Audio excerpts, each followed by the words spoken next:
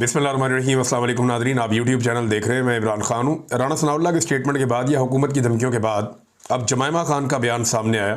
ये इमरान खान साहब की साबिका अहलिया हैं और ये इमरान खान साहब के बेटों की वालदा हैं। यानी जो दो बेटे इमरान खान साहब के वो बरतानिया में, वो इनके पास रहते हैं अपनी माँ के पास। तो वो अब आना चाह रहे थे पाकिस्तान में भी और अमेरिका भी जा रहे हैं। वो ख़ुद से आवाज़ उठाना शुरू हुए हैं अपने बाप की आज़ादी के लिए, और ये हर बेटे का हक होता है। तो इसमें जमायमा ने कहा कि मेरे बेटों को इजाज़त नहीं है कि वो फ़ोन पर अपने बाप से बात कर सकें, और उन्हें जो है एक ऐसी कैद में रखा गया है जहाँ कैद तन्हाई है और 2 साल हो गए हैं। और पाकिस्तान की गवर्नमेंट ने अब ये कह दिया है कि अगर वो अपने बाप को मिलने के लिए जाएंगे, यानी मेरे बेटे अपने बाप को मिलने के लिए जाएंगे, तो उन्हें भी गिरफ्तार कर लिया जाएगा और उन्हें जेल में सुलाखों के पीछे डाल दिया जाएगा। ये किसी जमहूरियत में नहीं होता, या किसी चलती हुई रियासत के अंदर ये नहीं होता, फंक्शनिंग स्टेट के अंदर नहीं होता। ये सियासत नहीं है, ये एक ज़ाती इंतकाम है। ये जनाब जमायमा खान ने इसके ऊपर एक स्टेटमेंट दिया है। इस स्टेटमेंट को लेकर बड़ा रोला पाकिस्तान में पड़ा हुआ है। PMLN भी इस पर बात कर रही है, बाकी जमातें भी इस पर बात कर रही हैं। तो देखें, ये एक रियलिटी है कि इमरान खान साहब ने जमायमा को मुसलमान करके उनके साथ शादी की, और इमरान खान के बेटे जो है वो मुसलमान हैं। और वो यानी जो लोग यहाँ उन्हें मिलते हैं उन्हें पता है कि वो मुसलमान है। अब मैं इसके बारे में ज़्यादा बात करना नहीं चाहता, लेकिन उनका बाप मुसलमान है, वो भी मुसलमान है। उनके ऊपर एलिगेशन लगाते हैं जी ये यहूदी है। सारी ज़िंदगी इमरान खान पे भी एलिगेशन लगाया कि ये कोई यहूदियों का एजेंट है। लेकिन आप ये देखें ना कि हुआ क्या। अभी इसराइल को तस्लीम करने की बात कौन कर रहा है इस वक्त? तो ये इसराइल के खिलाफ किसी किस्म का मुजाहरा पाकिस्तान में नहीं होने देते, बल्कि टीवी चैनल में अपने टाउट्स के ज़रिए से और डिफरेंट लोगों के ज़रिए से ये ओपिनियन बना रहे हैं कि कभी कोई बात कर देता है, कभी कोई बात कर देता है, कभी इनके वुज़रा आकर बैठ जाते हैं, अब्राहम अकॉर्ड के ऊपर बात करते हैं। तो ये मज़हब को भी इमरान खान के खिलाफ इस्तेमाल करते हैं, बार बार करते हैं, अपनी ज़ाती फ़ायदे के लिए करते हैं, और ये पुराना तरीक़ाकार है, कोई नई बात नहीं है। अब जमायमा खान का स्टेटमेंट आया तो उनके ऊपर अटैक किया जा रहा है। पहले ये कहते थे कि इमरान खान के बेटे क्यों नहीं आते एहतजाज करने के लिए, आप कहते हैं ये वो बेटे क्यों आ रहे हैं एहतजाज करने के लिए। ये किसी तरफ भी खड़े नहीं होते। राना सनाउल्लाह साहब ने एक रद्द-ए-अमल दिया है, और अब वो इंटरव्यूज़ देते हुए, क्योंकि राना साहब का आपको पता है कि जब भी तहरीक खड़ी होने लगती है तो राना साहब को फ्रंट पे लाया जाता है। राना साहब को इस बात की कोई फिक्र नहीं है कि लोग उनके बारे में क्या कहेंगे, या वो गैर डेमोक्रेटिक बात कर रहे हैं, गैर जमहूरी बात कर रहे हैं। वो फिर धमकियाँ लगाते हैं राना साहब आकर खुलकर। तो राना सनाउल्लाह साहब कह रहे हैं कि अगर कम लोग निकले ना तो बड़ा सख्त रद्द-ए-अमल हो सकता है। खैबर पख्तूनख्वा में तो लोग निकल के वो कह रहे हैं जी एहतजाज करेंगे, और वहाँ पे अपना जलसा जुलूस करके अपने घरों को जाएं। लेकिन राना साहब का ये कहना है कि बाकी जगहों पे जहाँ तीनों सूबों में लोग निकलेंगे, हम उन्हें मारेंगे, उन्हें गिरफ्तार करेंगे, पुलिस उनको नहीं छोड़ेगी, उनको नताइज बर्दाश्त करने पड़ेंगे या नताइज का सामना करना पड़ेगा, उनके लिए ठीक नहीं होगा। ये राना सनाउल्लाह साहब ने बाकायदा धमकी वाला स्टेटमेंट देना शुरू कर दिया। आने वाले दिनों में आप देखेंगे धमकियां बढ़ती चली जाएंगी, जैसे जैसे पाकिस्तान तहरीक इंसाफ की तहरीक जो है वो ऊपर की तरफ जाएगी। हालात नादरीन इनके ये हैं कि इमरान खान के खिलाफ जो गवाह था ना पुलिस वाला, उसका आप काम चेक करें, उसने गवाही दी है, और जो गवाही दी है वो गवाही सुन के आप अपना सर पकड़ के बैठ जाएंगे कि ये किस तरह के लोगों को इन्होंने इमरान खान के पीछे लगाया है। यानी जिस पुलिस एहलकार ने भेस बदल के ये कहा था कि मैं भेस बदल के इमरान खान के घर में दाखिल हो गया, मैं गया जाके मैं कमरे के अंदर कहीं छुप गया, इमरान खान को पता ही नहीं चला, उसने पूरी प्लानिंग की, 9 मई की, मैंने वो प्लानिंग सुन ली, मैं ऐनी शाहिद हूं, मैं गवाह हूं। इसको ये पता ही नहीं है कि इमरान खान के कमरे के अंदर 2, 4, 5 लोग ही आते थे, बाज़ ज़्यादा लोग भी बैठ जाते थे, लेकिन वहां जाने के लिए 3 दरवाजों से गुजरना पड़ता था। एक एक बंदे का नाम वो पढ़ते थे, अंदर जाने का तो रास्ता ही कोई नहीं है। कोई बंदा बाहर वाला तो अंदर जा ही नहीं सकता। ये कोई मजाक थोड़ी है, कोई भी मुंह उठाएगा अंदर जाके बैठ जाएगा। अब इस बंदे का एक और स्टेटमेंट देखें जो बड़ा ही इंटरेस्टिंग है, जो इसने अदालत में दिया। इस बंदे ने अदालत को बताया, ये मोहम्मद उमैर साहब है जर्नलिस्ट जिन्होंने खबर रिपोर्ट की, बड़ी मजेदार है। इस बंदे ने अदालत को बताया, पुलिस एहलकार ने जो भेस बदल के गया था जमान पार्क में, उसने कहा जी जमान पार्क के गेट से जो दरवाजे का फासला है, इमरान खान के अंदर वाले दरवाजे का और बाहर वाले गेट का जो फासला है वो जनाब 400 मीटर है। यानी ये बंदा कभी मेरे ख्याल में जमान पार्क गया ही नहीं। इमरान खान का टोटल घर 100 मीटर का नहीं होगा, बल्कि ये गेट की बात कर रहे हैं। जो बाहर बैरियर लगा हुआ था ना सड़क के ऊपर, वहां से लेके आपने इमरान खान तक जाना है ना, तो मैक्सिमम फासला आपका 100 मीटर बनता होगा, मैक्सिमम 100 मीटर बनता होगा। इसने 400 मीटर बताया। लगता है इसने रावण में ड्यूटी की हुई है, क्योंकि रायगढ़ में मियाँ साहब के गेट से लेके उनके घर तक 400 मीटर बनते होंगे, या चलो अगर कोई बनी गाला चले जाए तो वहां पे हो सकता है इतना फासला बन जाए इमरान खान के घर तक पहुंचने के लिए या पिछले हिस्से में घर के पहुंचने के लिए। लेकिन इतना फासला यहां जमान पार्क में तो है ही नहीं। जमान पार्क में तो आप ये दरवाजे से एंटर होते हैं, ये सामने दूसरा दरवाजा है, 100 फुट होगा मेरे ख्याल में फासला, 30 मीटर मेरे ख्याल में, 25-30 मीटर, या शायद इससे भी कम फासला होगा। बिल्कुल सामने तो वो है। यानी यहां पे लड़के क्रिकेट खेलते थे, एक विकेट जितना फासला है टोटल, कि उधर से बॉलिंग करते थे एक दरवाजे से और सामने वाले गेट पे वो खेल लेते थे। मैं वो देख रहा था क्रिकेट की वीडियोस, तो 22 मीटर की या 22 कदम की एक पिच होती है, तो भाई इतना ही फासला है। और अगर उसके बाहर आप देखें सड़क पे, तो वो बाहर भी इतनी जगह है, सारा मिला के बाहर मेन सड़क से बाहर वाले से लेके वहां से इमरान खान तक 100 मीटर होगा, या इसके थोड़ा ऊपर नीचे। तो ये जनाब इस तरह के बयानात हैं और इनके ऊपर अदालतें फैसले दे रही हैं, और फैसले भी इमरान खान के खिलाफ दे रही हैं। हैरत होती है मुझे। नाज़रीन, खैबर पख्तूनख्वा में सेनेट का इलेक्शन होना है, तो इंसानों की मंडी लगाने की तैयारी कर ली गई है, लेकिन हुकूमत की एक कोशिश है और वो ये कोशिश करेंगे कि बिला मुकाबला सेनेटर्स बन जाएं। इसके लिए वो अपने कुछ सेनेटर जो है, यानी वो ये सोचने के लिए तैयार है कि ठीक है, अगर एक PMLN को मिल जाए, एक पीपल्स पार्टी को मिल जाए, एक फजलुर रहमान को मिल जाए, कोई एक अदा और भी इनको मिल जाए, तो चलो बाकी सेनेटर PTI को मिल जाए। क्योंकि PTI को इस बात की समझ है कि यह मंडी लग गई तो मामला बड़ा खराब हो जाएगा। इमरान खान साहब बाहर है नहीं और पार्टी के ऊपर कंट्रोल की सूरत हाल उतनी अच्छी है नहीं, पूरी की पूरी एस्टेब्लिशमेंट जो है वो PTI के खिलाफ खड़ी है। तो अपोजिशन तो अब धमकाएगी और ज़्यादा सीटें लेने की कोशिश करेगी। देखते हैं आने वाले दिनों में इसको रिपोर्ट करते हैं। वज़ीरिस्तान में नाज़रीन एक इंतहाई अफसोसनाक वाक़या पेश आया। एक तो पहले आप ये देख लें कि जनूबी वज़ीरिस्तान के अंदर अमन जरगा हुआ, बहुत बड़ी तादाद में वज़ीरिस्तान के शहरी निकले, वो आए और आकर बैठे। मुख्तलिफ इलाकों से वो आए, शुमाली वज़ीरिस्तान से, जनूबी वज़ीरिस्तान से, ये लोग बैठे और इन्होंने एक ही मुतालबा किया और एक ही बात की। इन सब ने मुत्तफ़िका तौर पे ड्रोन हमलों की मुखालफत की है और इन तमाम ने मुत्तफ़िका तौर पे फ़ौजी ऑपरेशन नामंजूर का नारा लगाया कि किसी सूरत भी फ़ौजी ऑपरेशन नहीं होगा, हम अपने इलाके में फ़ौजी ऑपरेशन नहीं करने देंगे। कोई एक आदमी भी आपको वहाँ नहीं मिलता जो कहता है कि फ़ौजी ऑपरेशन कर दो। वो सारे ये कहते हैं कि फ़ौजी ऑपरेशन के नाम के ऊपर हमारा कत्लेआम होता है, हमारा खून बह जाता है और दहशतगर्दी फिर भी ख़त्म नहीं होती। वो ये कहते हैं दहशतगर्दी आपने ख़त्म करनी है, कंट्रोल करना है तो बॉर्डर पे जाएं। वो ये कहते हैं कि हमारी मादनियात और हमारे वसाइल पे कब्जे की ये लड़ाई है और ये लड़ाई जो है वो हमारे लिए नहीं है, हमारे अमन के लिए नहीं है, ये कब्जे की लड़ाई है। लिहाजा वो इकट्ठे होकर आ गए और उन्होंने कहा जी फ़ौजी ऑपरेशन नामंजूर, हम फ़ौजी ऑपरेशन नहीं होने देंगे। अब नाज़रीन एक रहनुमा है मौलाना खान ज़ेब साहब, इनका ताल्लुक ANP से है। ये बड़ी मोतबर शख्सियत है बाजोड़ में और ये कंपेन कर रहे थे 13 जुलाई को एक अमन पासून जरगा के लिए कि वहाँ पे एक अमन पासून होगा और उसमें बहुत बड़ी तादाद में बाजोड़ में लोग निकलेंगे और 13 तारीख दी हुई थी एतवार का दिन।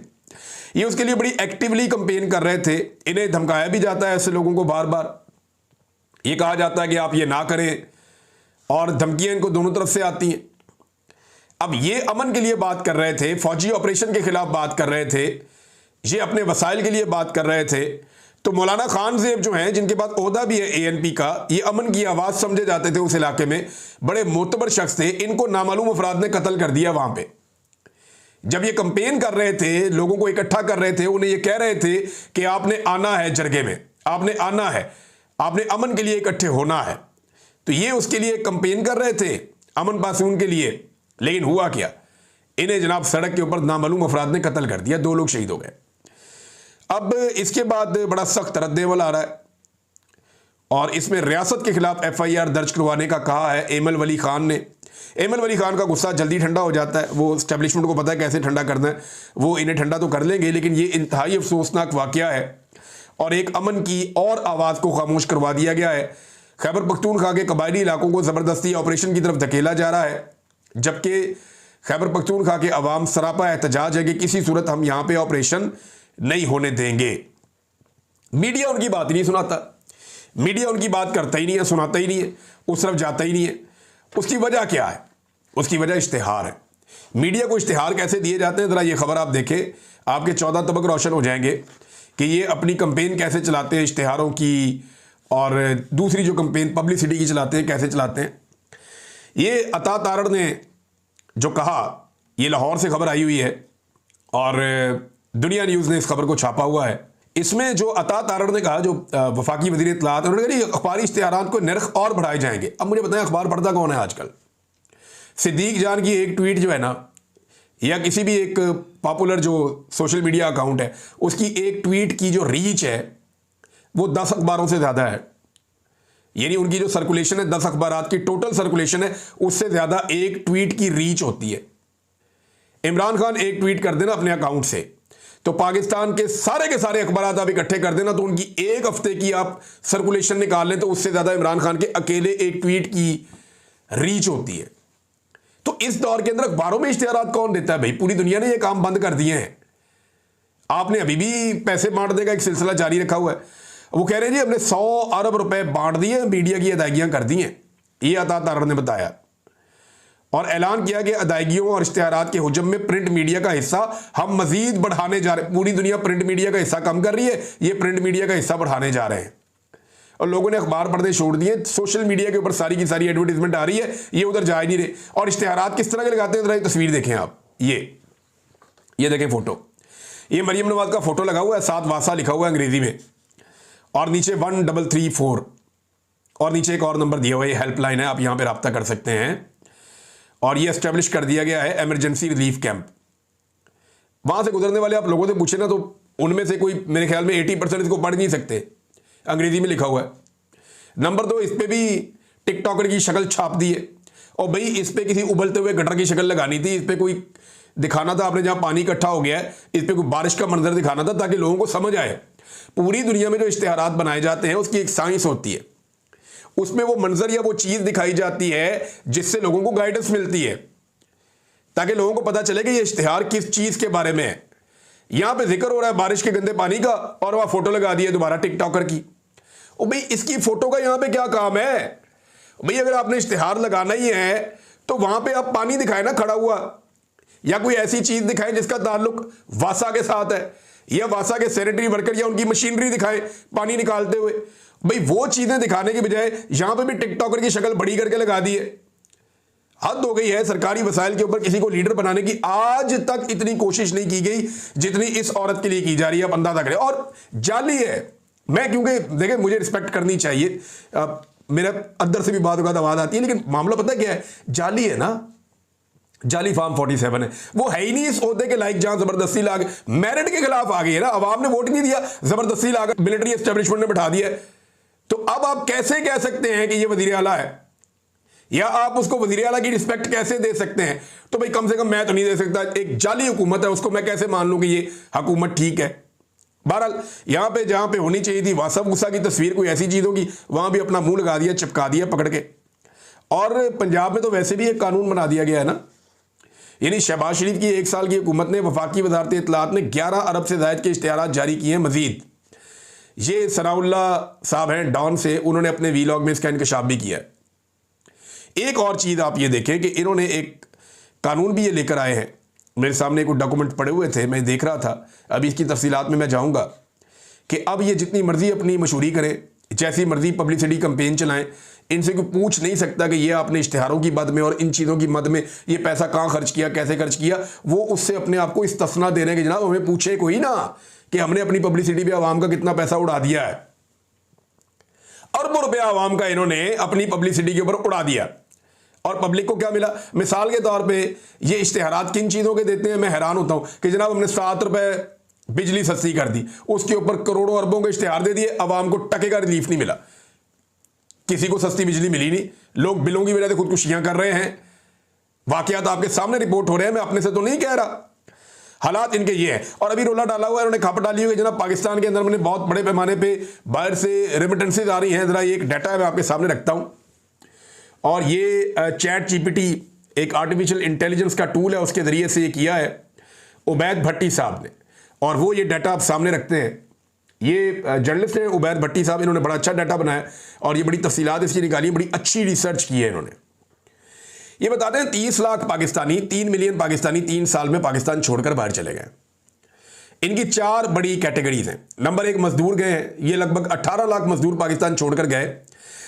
एक मजदूर को पाकिस्तान से बाहर जाने के लिए जो पैसा खर्च करना पड़ता है ना, टिकट में, प्रोटेक्टर में, बाकी चीज़ों में जो पैसा बाहर जाता है, जो जो बाहर खर्च करता है, बाकी पैसा एजेंटों को देता है, बाहर मुल्क में लोगों को देते हैं पैसा कि ठीक है हम आपको पैसा देते हैं, आप हमें बाहर ले जाएं। तो वो जो मजदूर बाहर जाते हैं ना, वो लगभग 2 से 3 हज़ार डॉलर उनका एक बंदे का खर्च होता है। अगर आप 2500 डॉलर भी लगाएं ना, तो इसके टोटल अखराजात 4.5 अरब डॉलर बनते हैं सिर्फ मजदूरों के बाहर जाने में। जो तलबा पाकिस्तान से बाहर गए हैं, क्योंकि बहुत सारे लोग पाकिस्तान से तलबा निकल गए, उन्होंने कहा जी मुस्तकबिल ही नहीं है यहाँ पे, निकलो बाहर जाके पढ़ते हैं, वहीं की नौकरियां कर लेंगे। तो ये कोई 3 लाख के करीब तलबा गए हैं। अब बाहर जो तालिब इल्म बन के बाहर जाता है ना, यूरोप में, कनाडा में, अमेरिका में और यूके में, ये ठीक ठाक पैसा लगता है, एजेंट इनसे वहाँ बहुत पैसा लेते हैं और ये फीसें बहुत भारी जमा करवाते हैं उनकी यूनिवर्सिटीज़ को। ये 20,000 पाउंड तक भी होती हैं और बाद का यानी डॉलर्स में अगर आप लगाएं तो 20,000 डॉलर से 30,000 डॉलर तक होती हैं। ये 15,000 पाउंड से 25,000 पाउंड तक फीसें होती हैं। दीगर अखराजात अलग होते हैं, जो एजेंटों को देने होते हैं पैसे वो अलग होते हैं। तो ये जो 3 लाख तालिब इल्म बाहर गए हैं, अगर आप एवरेज 25,000 डॉलर भी लगाएं तो भी ये कोई 7.5 अरब डॉलर बनते हैं। जो कारोबारी हजरात पाकिस्तान से बाहर गए हैं, ये लगभग 4.5 लाख लोग हैं। ये सरमायाकारी करते थे, ये सरमायाकारी के वीज़े लेकर गए, इमिग्रेशन के वीज़े लेकर गए, या ये जायदाद बेचकर अपने या फैक्ट्रियां बेच के पाकिस्तान से बाहर चले गए। लगभग 4.5 लाख लोग बताए जाते हैं जो पाकिस्तान छोड़ के जो तरक्की याफ्ता ममालिक हैं उधर चले गए हैं मायूस होकर। अब ये लोग जो पैसा लगाते हैं, ये उसके ऊपर एक वीज़ा लेते हैं जिसे आप ये कहते हैं कि इन्वेस्टमेंट करके ये आ गए हैं। तो इसमें जो है वो 50,000 से लेके लोग $1 मिलियन तक भी इन्वेस्ट करते हैं। और अगर आप 50,000 डॉलर भी लगाए ना कम से कम भी, तो ये 4.5 लाख लोग कम से कम 20 अरब डॉलर से ज़्यादा ये खर्च करके बाहर गए हैं, ये पैसा लेकर पाकिस्तान से बाहर गए। और इसके बाद जो है वो दीगर ये होता है जो वर्क परमिट पे चले जाते हैं, स्किल वीज़ा पे चले जाते हैं, कोई जो लोग माइग्रेट हो जाते हैं, मैरिज करके चले जाते हैं, असाइलम ले लेते हैं लोग, तो इनको भी बाहर जाने में बहुत पैसा लगता है। एक नौकरी जो बाहर मिल रही है आजकल, एजेंट उसको लगभग 20,000 डॉलर 25,000 डॉलर ऐसे बेच रहे हैं, वो डॉलर्स के अंदर बात करते हैं। तो अगर आप ये पैसा भी उस तरह आप 10,000 भी लगाएं डॉलर, आप इसको इकट्ठा करें तो 4.5 अरब डॉलर ये भी बनते हैं। आप ये सारी रकम इकट्ठी करें ना, तो ये तकरीबन कोई 35 से 40 अरब डॉलर बनते हैं। इतना पैसा पाकिस्तान से बाहर निकल गया, पाकिस्तान के निज़ाम के अंदर से।